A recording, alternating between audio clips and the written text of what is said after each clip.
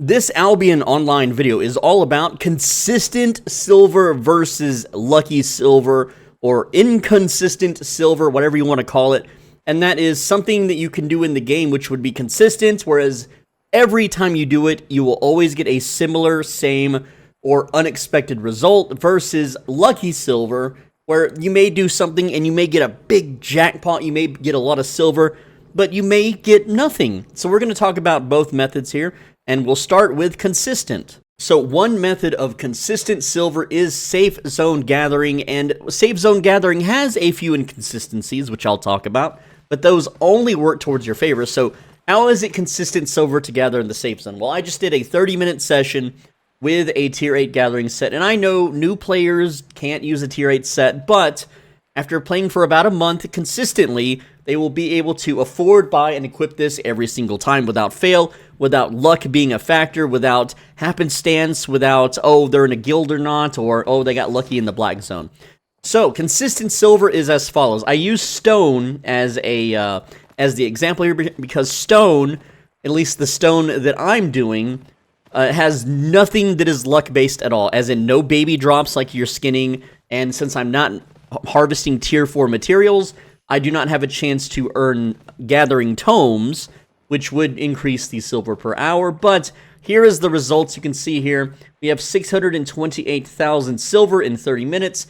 It's actually more than that, and I'm going to show you why. So first off, you'll notice that I have limestone blocks here instead of regular limestone. That is because in Bridgewatch, let me hide the text here. In Bridgewatch, the bonus is stone, right? So whenever I refine tier 2 materials, tier 2 stone into bricks, I get a bonus for that, all right? And because it's only tier 2, it is essentially free. Now, currently, there is a shortage of stone on the market, and this is where the inconsistency comes in. And so right now, it shows that limestone block has an estimated market value of 70, all right?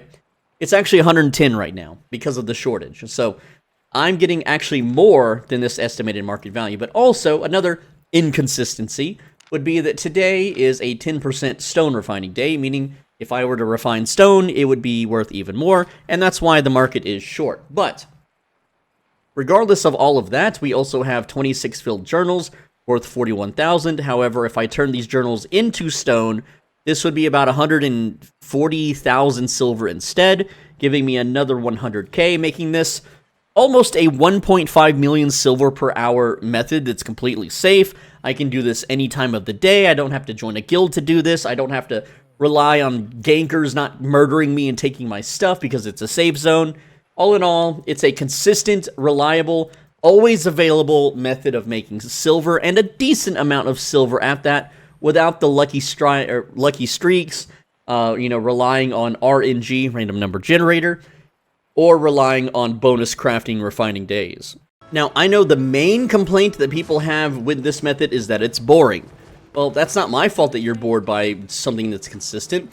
If you find gathering to be insufferably boring, then all you have to do is get a second monitor, perhaps, find something to watch or something to occupy your brain with while you gather. Yeah, it can be boring, it can be annoying, but that's MMORPGs. That's how they're designed. That's why we play these games, to just have something to turn our brain off and then do. Now let's talk about a popular method that a lot of YouTubers push, a lot of Redditors push, and that is inconsistent silver, or chests. That means dungeon chests. There's roads chests, group dungeon chests, solo dungeon chests, boss layer chests, open world random chests, mist chests, anything where you pop open a chest and there is loot inside of it. It is completely inconsistent. Yes, you can pop open a chest, and you can go ahead and get a huge amount of silver. Oh, look, this chest had an 8.3 item. I now have 8 million silver. Or you can open, 10 chests, and there's just a couple silver bags, some runes, like a tier 4, I don't know, leather jacket, mercenary jacket in there. And it's like, oh, well, that sucks. It's very, very inconsistent. So what I'm going to do now is, you just saw me buy 2 7.4 maps.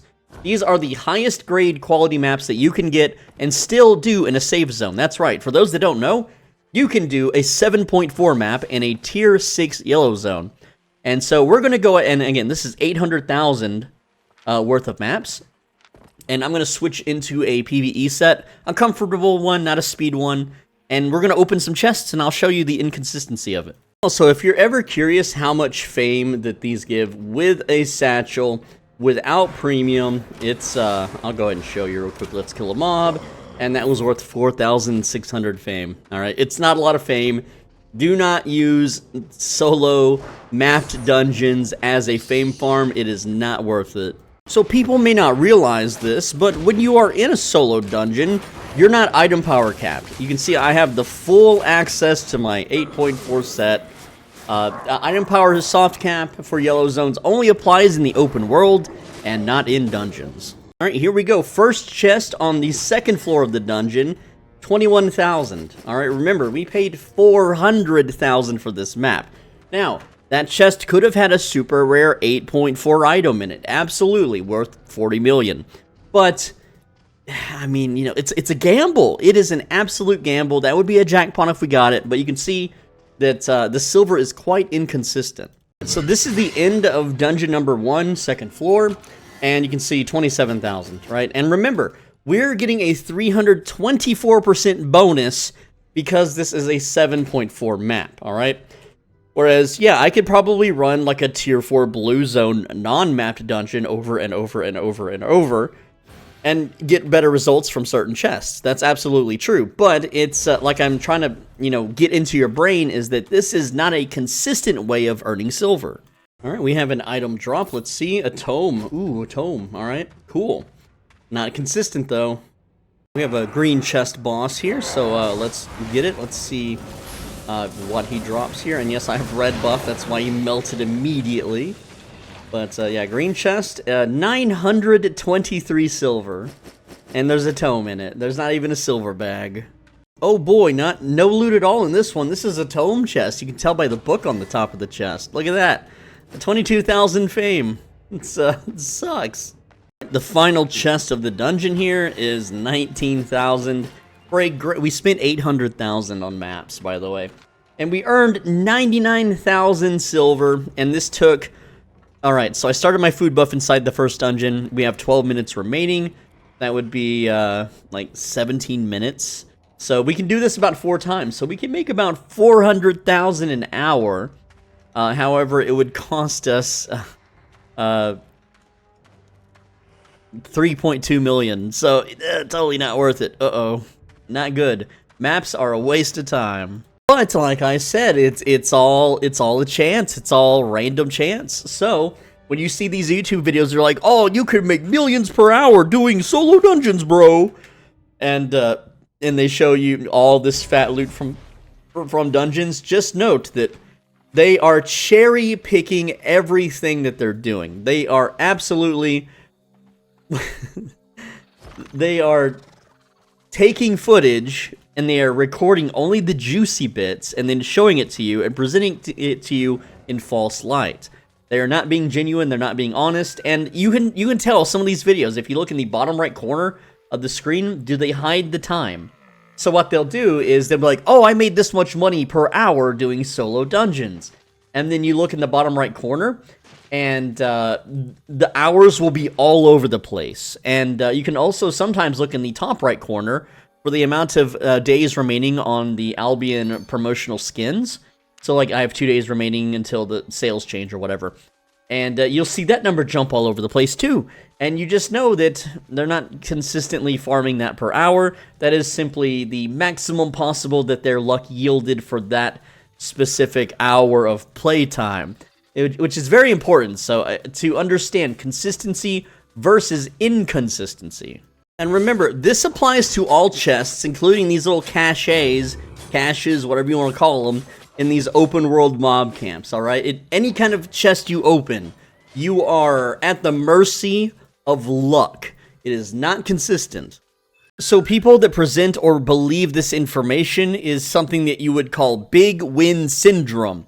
They have selective memory where they only remember and emphasize their wins while minimizing or forgetting their losses, which creates a distorted self-perception of success. Alright, And then people that see this, they have a confirmation bias, or they interpret outcomes in a way that confirms their belief that they are lucky or skilled, and they disregard all the other contradictory evidence, or their losing streaks, rather. They just kind of ignore all the times where they opened a chest and got nothing. And it could also be optimism bias, where they overestimate that their chances of, oh, just one more chest, so that they're chasing that future win. And it maintains an unrealistic expectation even after repeated losses or repeated chest openings where you just get nothing out of them. This is also further pushed by the big win mentality, or big win syndrome, which it refers to people that are doing these solo dungeons over and over and over, who focus on a major win. They popped open a chest, they got that big dopamine hit, they got like 3-4 million from a chest, which can absolutely happen. It's very rare, but it can happen.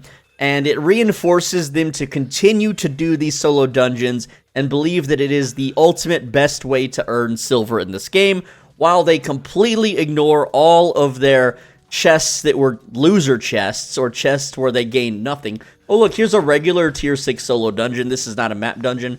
I'll show you the loot from that, and we'll see if we get a jackpot or not. We got a green chest here with 422 silver. Ugh.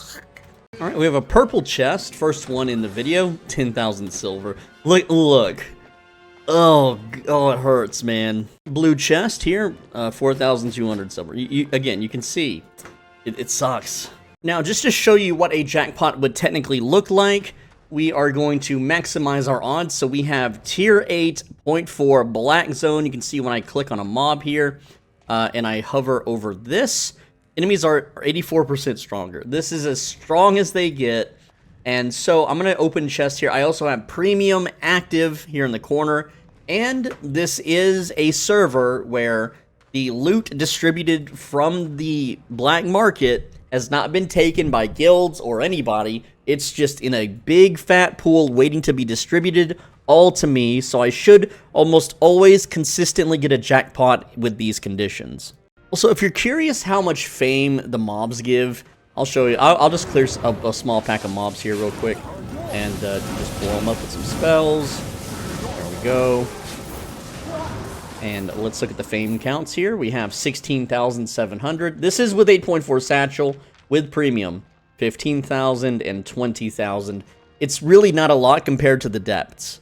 Cool, no chests on the first floor, of course. Another dud dungeon. Alright, green chest, everybody. This is a green chest, the worst possible chest. Let's look at how many hundreds of thousands of silver I get. 6,000. Okay. Bad example. Let's keep going. Alright, here we go. Purple chest, 8.4 premium, tier 8.4 dungeon, black zone. This is the motherlode of all jackpots. Let's go. Here we go. 479,000. I'm going to point out every single jackpot item. We have the 22,000 in silver bags. We have the bag, the boots here. Basically all the tier 6 items, right? We also have a good amount of runes and souls. And yeah, so there you go. It's that's what a jackpot looks like. But what'll happen is these YouTubers, what they'll do is they'll just make like an 8 to 10 to 15 minute long video where they only show chests like this and not like the actual ones that you've been seeing. And these same people, these same channels will downplay gathering in a safe zone. They'll be like, oh, you shouldn't gather. Gathering is for losers. Gathering is boring. Gathering sucks.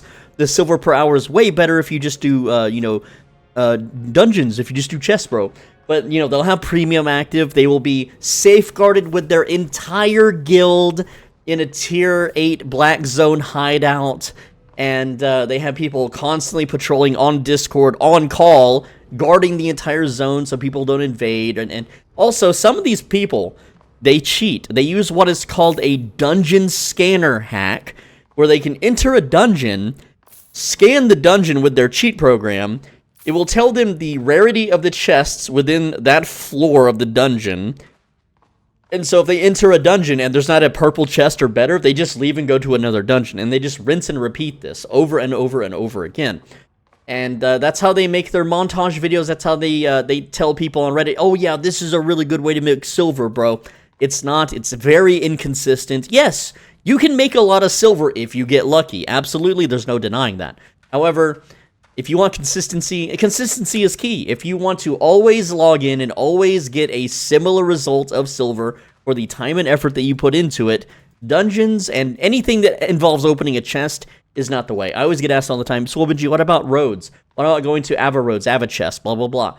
And it's like, no, it's inconsistent. It's totally not worth doing. It's extremely not worth doing if you don't have premium. Premium, even though when we open the chest here, you can see the full multiplier, 728% because it's a tier 8.4 black zone, and then the 50% bonus from premium.